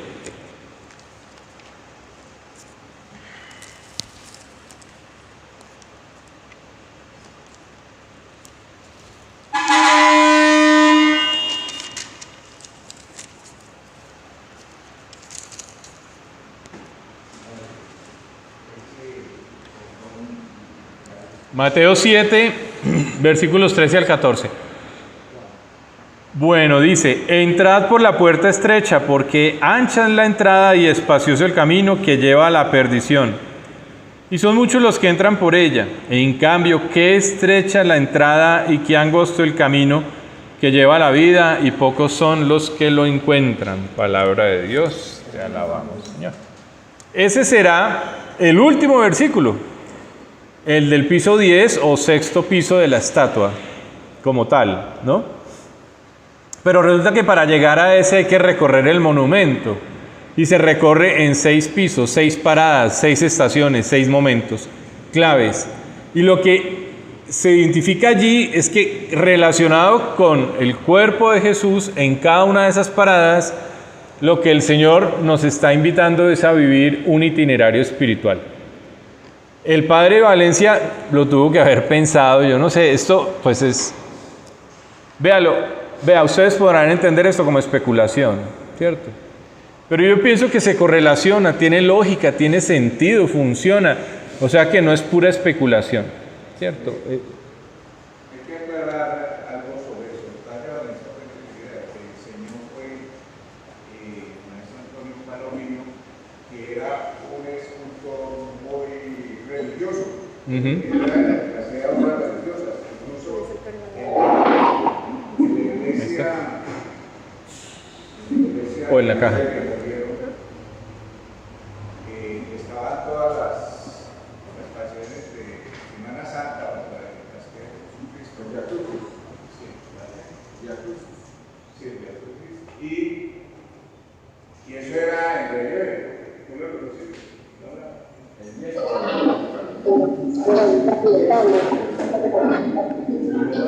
No, pero Bueno, yo lo que diría...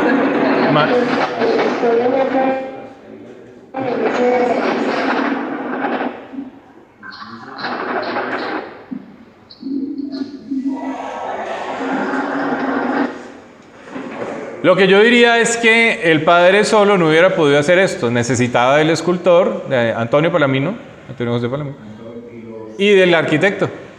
Es una santísima trinidad ahí.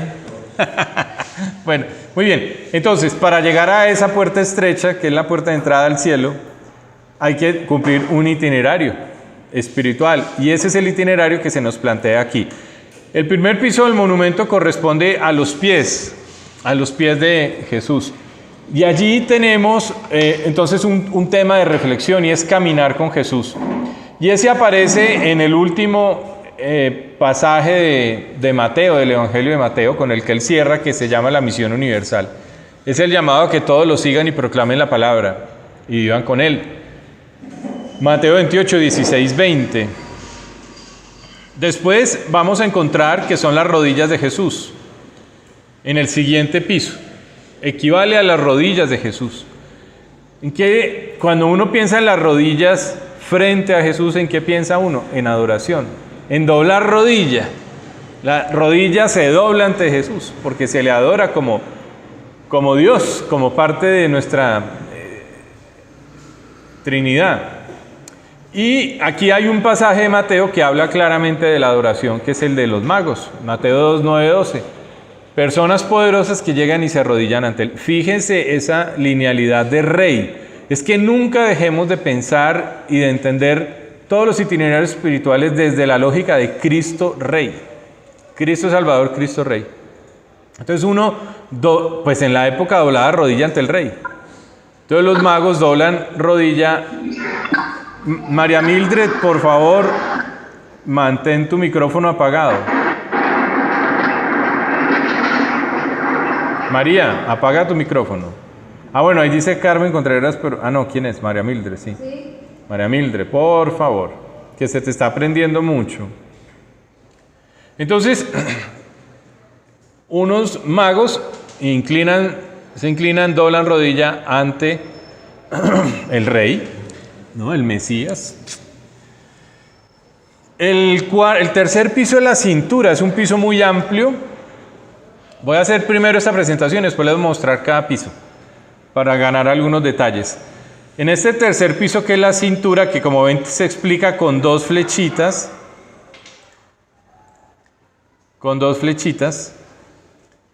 porque una apunta propiamente al piso y hay un espacio muy grande. Este es el piso más grande de todos y vamos a ver por qué.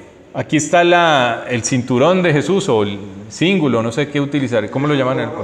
Un cordoncito. Yo no sé si es un cinturón, creo que es más un cordón, porque él está vestido de manera muy sencilla.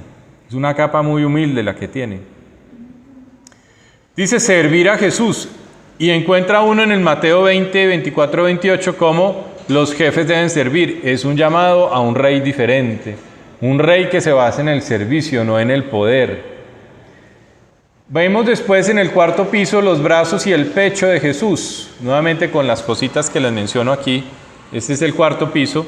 Ahí están las dos cositas del pecho. Es que no sé cómo se llama eso y no he podido encontrarlo. Me falta hablar con un médico.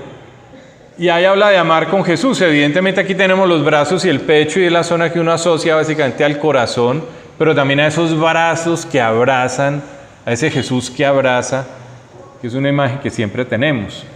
Amar con todo tu corazón. Mateo 22, 37, 40, y lo explica claritico. Amarás a Dios y amarás a tu prójimo. Ese pasaje que hace alusión a eso. En el 5, los hombros y el cuello.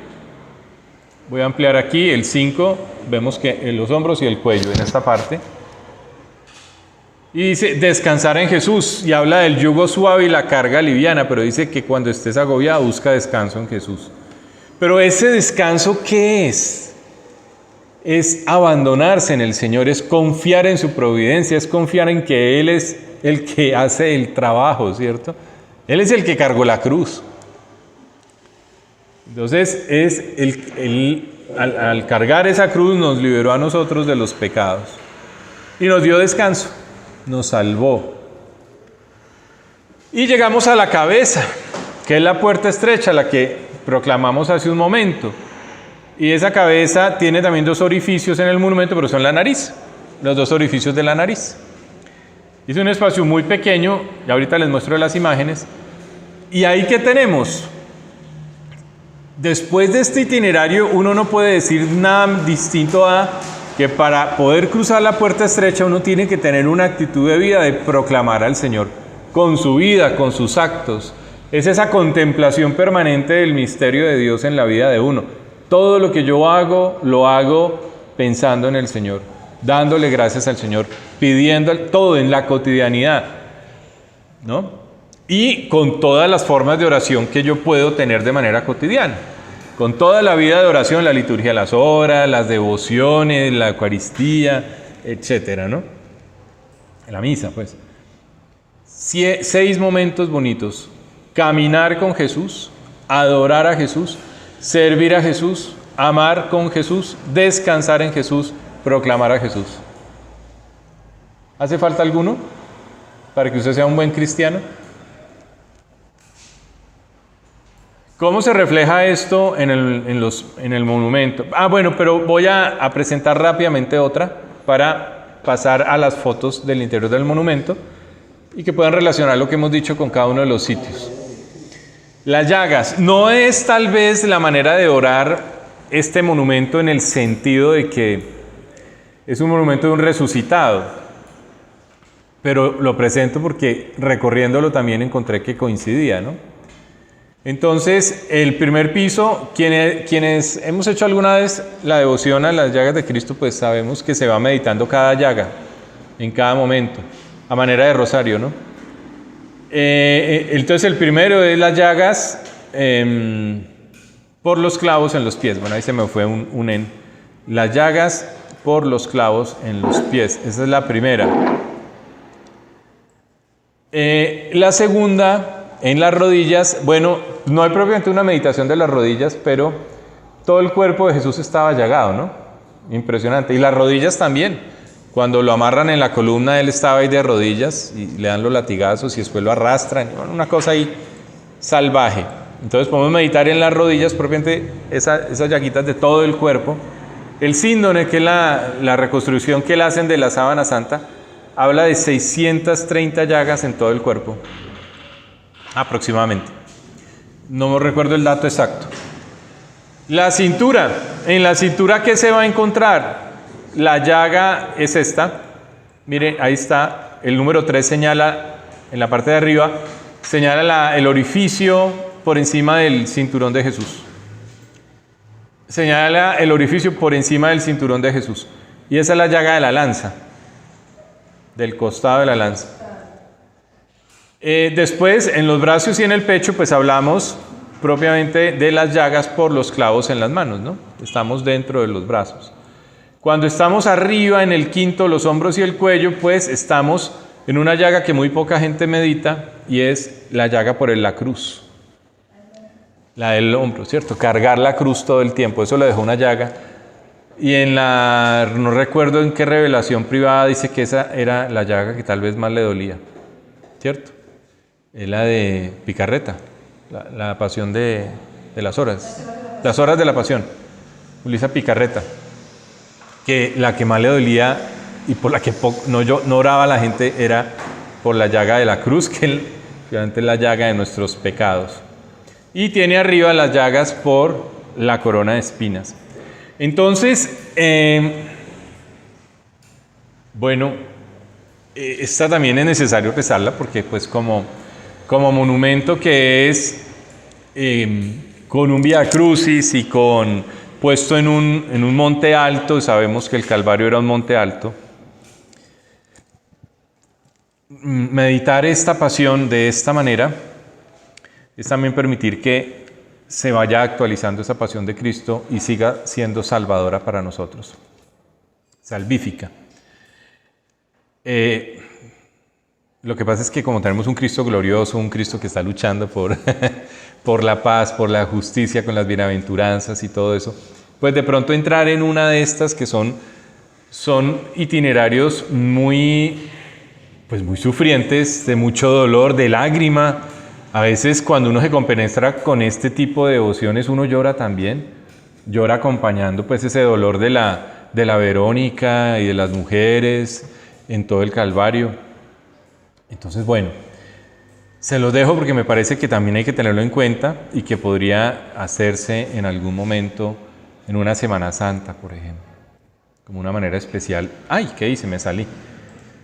Espiché donde no era y me salí. Bien.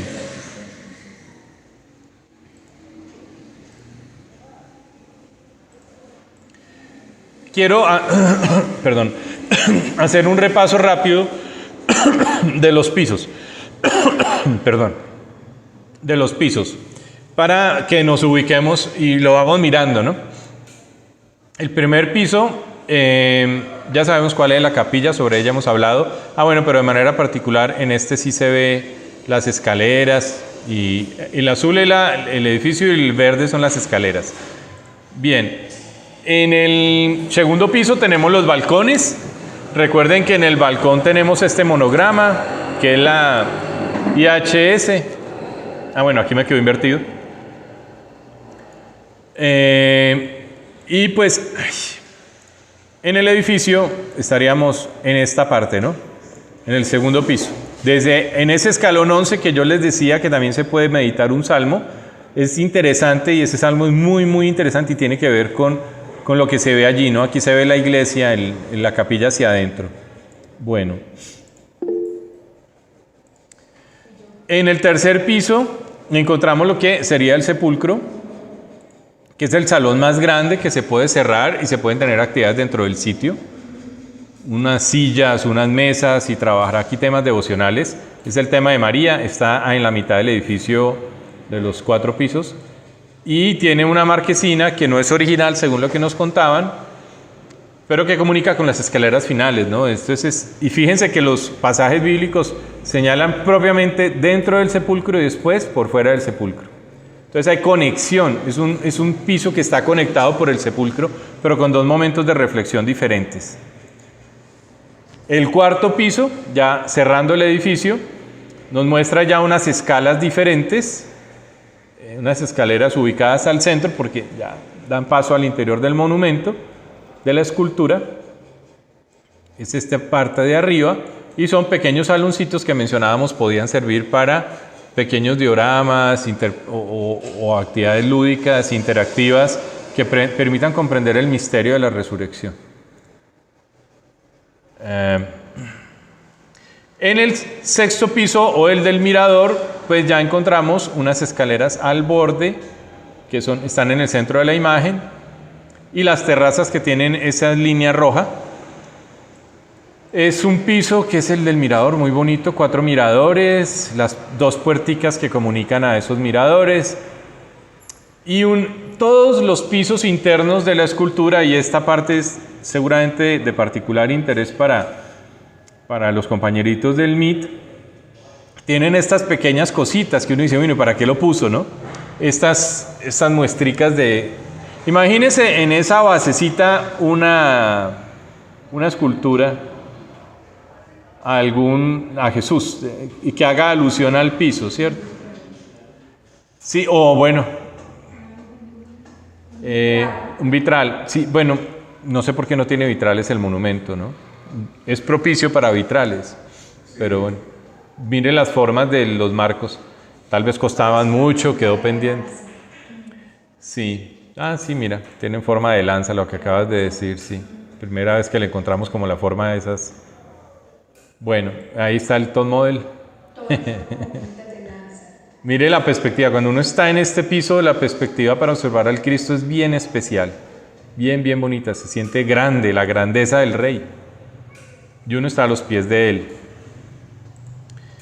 Bueno, el siguiente piso es el de las rodillas, ahí aparece el detalle, las rodillas. Y aquí ya encontramos la escalera en espiral, que es bien interesante también desde el punto de vista, digamos, espiritual. Y ahí se aprecia en esta foto adentro la figura en espiral. Aquí repetí una foto por error. Pero bueno, aquí creo que esta es en este punto. Realmente es en este punto. Está por ejemplo, una imagen de Jesús allí con unos reclinatorios donde uno pudiera meditar el tema de adorar al Señor. ¿Cierto? De rodillas. Que no nos cueste arrodillarnos. Ahí se aprecia la espiral. Falta amoblar Sí. El monumento nunca ha sido amoblado porque yo, pues humildemente creo que nunca he encontrado el sentido de cómo amoblar cada espacio. Es que ni siquiera estas ventanas que son puntas de lanza. Y hay otra cosa. No, es que lo acabamos de descubrir, ¿o no? O ya sabías que eran puntas de lanza. Te acabas de iluminar allí por el Señor, ¿cierto? El Espíritu obrando. Hay otra cosa que el monumento tiene luz, o sea, esta luz eléctrica en el primer piso. De resto no, sí, tienes razón, no. Se ilumina él solo. Sí, es curioso. Se lo hubiera podido poner, pero además no necesita, ¿cierto? No necesita. Pues salvo que sea un día oscuro, pero... Pero tenemos un proyecto y es alumbrarlo por dentro, pero con luces diferentes, iluminadores, ¿sí? Que vaya cambiando el color. Entonces, que la gente de la noche vea el Cristo con luces, pero por dentro. Por la noche. Noche. Claro. Y a propósito, el Cristo de la iglesia tiene la luz roja esa que señala para que no esté lleno de luz. Yo cada rato. Es un pararrayos. Pero hay que ponerle Pero hay que colocarle la roja, la versión. Hay que colocarle. Sí, sería mejor. Y ahora con los drones, con las nuevas. Claro que al lado tiene unas torres que sí tienen esa luz, ¿no? Bueno, vamos a este que es para mí el piso más particular, porque como alcanzan a ver allí en las fotos, es un piso muy alto, es el que les decía que es el más alto, es el piso que arranca al pie de las ventanas. ¿El qué? del 7 al 8. Sí, es el... Sí. No, uno está en el 7º piso y mira hacia el 8, claro, ¿no? Pero es el más alto de todos. El piso está casi a ras de estas ventanas, pues a la altura normal, pero nos damos cuenta que arriba se ven dos huequitos, dos orificios. Dos ventanas a la base y arriba dos orificios incluidos. Esos dos orificios tienen que ver con la llaga de Cristo, con el punto por donde entra la lanza. Cuando ya está muerto le clavan y sale agua y sangre, ¿cierto? Que bañan al soldado. Y el centurión va a decir, verdaderamente este era el Hijo de Dios. ¿Sí? Verdaderamente era el Hijo de Dios. Es muy particular porque pues está el detalle de esa llaga, por donde entró la lanza, que tiene que ver mucho con la devoción de la Divina Misericordia. Y hay una particularidad histórica, y es que la devoción a la Divina Misericordia es contemporánea, más o menos contemporánea, con la carta encíclica de Cristo Rey, de la fiesta de Cristo Rey. Es como si ambas hubieran llegado juntas y hubieran inspirado el monumento. Bueno, por la simetría que menciona Nicolás Arturo, pues hay dos llagas. Entonces, pero dos veces no le clavaron la lanza, ¿no? Por la simetría. Pero pues no sé ya el significado, podría ser pues que la costilla de Adán. Sería bueno llevar el cordón de la parte de acá. Poder acercarse y ver qué detalle hay. ¿No has logrado fotografiar el detalle de ese cordón? Porque esa parte me sirvió de base para poder trazar el triángulo de Dios, que viene de Está alineado. parte de la cabeza y da exactamente la Sí. distancia del ángulo. Pero trata de fotografiar el detalle para ver si está como anudado o es una villa. Porque sí cambiaría el significado. Sí, no, yo tengo que meter una foto ¿Sí? Bueno. y ahora va a quedar más claro con el lavado. Entonces mire, ¿por qué yo enfatizo en este piso? Porque si usted recorre el piso, fíjese la ventana, fíjese la escalera, ahí va la top model, véala, ahí quedó, es Lisette. ¿Qué le pasó, Lice? ¿Qué hay encima de la cabeza de Lisette? Una de las llagas, pues por donde entró la lanza. Entonces, cuando uno recorra eso, cuando pase por ese punto, piense en eso, piense en que por ahí entró la lanza al corazón de Jesús y de allí brotó su sangre y su agua, que son los símbolos de la nueva alianza, la nueva Eucaristía. Cuando consagra en el altar, el sacerdote consagra la sangre, ¿cierto? Y el agua representa el bautismo y la sangre la Eucaristía. O sea, la razón de ser del cristiano, el bautizo y la Eucaristía. Entonces, si espiritualmente usted recorre este monumento, no puede pasar como cualquier persona allí. No puede hacerlo. Y hasta se conmueve. Y quédese mirando el orificio, porque además, imagínese el momento, y es una espiral, es estrecho, no es cómodo, da vértigo. Bueno, ya por la configuración arquitectónica, pero eso realza el momento de pasión, de dolor que se puede vivir allí. Son dos los orificios. Y en el otro concentrémonos en que de pronto podemos darle ese sentido. Yo pienso que es válido. Es el nuevo Adán, ¿cierto? De hecho, la interpretación teológica lo dice, Jesús es el nuevo Adán. Bien. Sigo, ya casi termino. El último piso, perdón, no es el último, perdón. ¿En qué es que estamos? En el 8º piso tenemos los brazos de Jesús y el pecho. Yo enfatizo mucho estos dos huequitos porque es que, y no puse la imagen, se me olvidó. Esos dos huequitos, por allí pasan todas las funciones vitales de nuestro cuerpo humano. Pasan la aorta principal y la vena principal, en esos dos huequitos, en la biología humana, en la anatomía humana. Pasa en la tráquea y el esófago, tráquea para respirar, esófago para alimentarnos. Pasan los conductos principales del sistema nervioso. Y está el esternón que ensambla pues las costillas y las clavículas, o sea, todo el cuerpo está en ese punto, es el lugar de la vida, el ensamble perfecto, ¿no?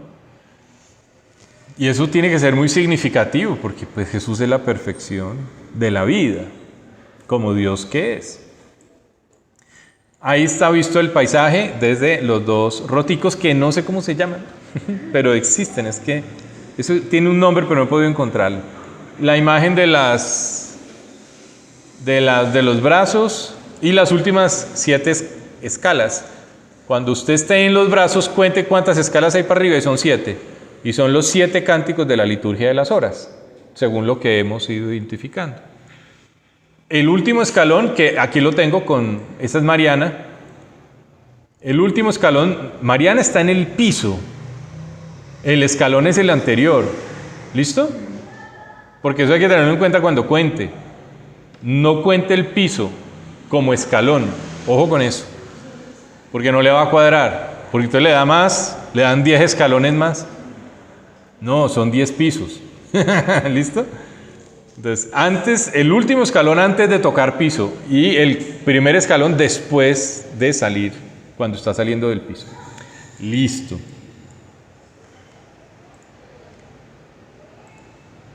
Y aquí aparece otra vez, véala. ¿Por qué puse esa foto? No para boletearla a ella, para mostrar lo estrecho. Si ella es menudita, porque es menudita, imagine cómo me veré yo ahí. Ah, pues por ahí tenía una foto también, debe haber puesto, pero es que esta era horizontal y esta era vertical. Estoy en una foto con Carolina, la otra monitora. En el detalle de la imagen de Carlos Arturo aparece ya el rotico de una, es que no alcanzo a marcarlo. Pues aquí sí lo vemos, ¿no es cierto? Aquí, este pedacito. Ese pedacito es el espacio dentro de la cabeza. ¿Me equivoco? Es el espacio dentro de la cabeza. La puerta estrecha, el cielo. ¿Cierto? El cielo después de cruzar la puerta estrecha. Esos son los detalles de lo que se aprecia desde allí. Aquí tenemos una panorámica que nos muestra el detalle del sitio. Es que uno se confunde mucho. Tal vez una de las cosas que queremos hacer es numerar los pisos o ponerles nombres ya desde un itinerario pastoral, espiritual para el peregrino. No tanto el número, aunque ayuda, pero por dentro decir, ¿cierto? Este es tal, porque le hemos puesto nombres a cada uno de esos pisos. A cada uno de ellos le hemos puesto un nombre en los distintos itinerarios espirituales o recorridos espirituales. Entonces, este último que estábamos, o penúltimo que estamos viendo, es el en el que uno ve las 4 escalitas para entrar por la puerta estrecha a la cabeza de Jesús. ¿Sí, Carlos? Me mostraste ahí la figura. ¿La tuya? Todas esas figuras, como las tengo dentro de un programa de arquitectura, pues todo tiene medidas, ¿no? Ah, sí. Porque le pongo medidas ahí, pues, mejor dicho, se llena y se satura la figura. Pero ya manejándolo en el programa, da las distancias que tiene reales, ¿no? Que tiene instrumentos, o sea, que la información está completa. Es que ese es tu trabajo. El tuyo son las medidas arquitectónicas, las mías son las medidas espirituales. Lo que sucede es que cuando se presenta la figura, incluso cuando presento los planos, le pongo algunas medidas, pero me ponga a poner todo eso. No, que no es una imagen saturada. Eso pues se pierde la figura. Sí. Sí, tus medidas son en centímetros y metros y las mías en capítulos y versículos. Mis medidas son en milímetros y las tuyas. Sí. Bueno, muy bien. No, bueno, pero habría que ver en el libro que se está proyectando si se puede llegar al detalle de esas medidas, ¿no? El libro está más lejos, está más cerca de eso. Bueno, tenemos entonces el último piso, que es el de la cabeza. Los 2 orificios son la nariz. Y se suben por estas 4 escalitas, aquí las que les digo que tengo identificados 3 cánticos, me falta uno. Son 3 cánticos que se rezan de manera especial en laudes, en vísperas y en completas. Son los 3. En la liturgia de las horas está laudes que se reza en la mañana, en vísperas que se reza a las 6 de la tarde y completas. ¿Y qué es lo que se pide que cualquier cristiano recemos? Eso es laudes, ¿cierto? Laudes, vísperas y completas. O sea, por decir algo, 6 de la mañana, 6 de la tarde y antes de cerrar los ojitos. Los sacerdotes y religiosos rezan más horas. Rezan el oficio de lectura, además, que no se ciñe a 1 hora, sino que se acompaña con laudes, ¿cierto, Padre? Que es una reflexión muy, muy para el pastor, muy interesante. Después viene la media de mañana, eso suena para nosotros comida, pero para ellos es la hora tercia. La nona. Después la sexta, que sería el mediodía, y después la tercia, que es en la mitad de la tarde. Pero básicamente lo rezan los que viven en conventos, en monasterios, ¿cierto? Ya a un párroco, a un vicario les queda muy complicado porque esas son horas de actividad pastoral, de estar con el pueblo. Pero bueno, igual son corticas, a veces se logra sacar el ratico y uno la reza. Entonces, bueno, fíjense que tenemos un componente pues, de oración muy... Ah, bueno, ahí está Mariana pasando por la puerta estrecha. ¿Qué puede pasar usted allí si lleva algo, si lleva un morral, si lleva un bolsito en la mano? Creo que ni una botella de agua puede pasar, le toca aquí soltarla para poder pasar, ¿cierto? No es cómodo. Ah, no, tan chambón el arquitecto. No era un chambón arquitecto. ¿Cierto? Hoy ya, después de eso, nos damos cuenta que no es chambón el arquitecto. Bueno, porque el arquitecto es Dios y quiere que figurativamente sintamos que es cruzar la... Yo me veo en aprietos. Se me aprieta la barriguita para cruzar, ¿cierto? Y si no tengo un ejercicio y si no estoy abandonado en el Señor, ¿qué significa recorrer el sendero sin estar abandonado en el Señor? Recorre el sendero desde un punto de vista espiritual no le va a dar ningún tipo de ansiedad, no le va a salir la fobia de las alturas, ni la fobia de la claustrofobia, porque lo va a vivir de otra manera. Claro, esto no se va a recorrer en grupos grandes, ¿no? Esto se maneja en grupitos pequeños, 7 tal vez. 7 personas es suficiente para manejar, con el guía, para hacer este recorrido. Más obviamente hasta el mirador puede llevar grupos más grandes, pero del mirador para arriba no puede llevar grupos más grandes. Se dañaría ya toda una montonera ahí. No hay dónde realmente. Aunque arriba en la cabeza dice que acomodaron 20 personas, pero eso es pegados todos, ¿no? No se trata de eso.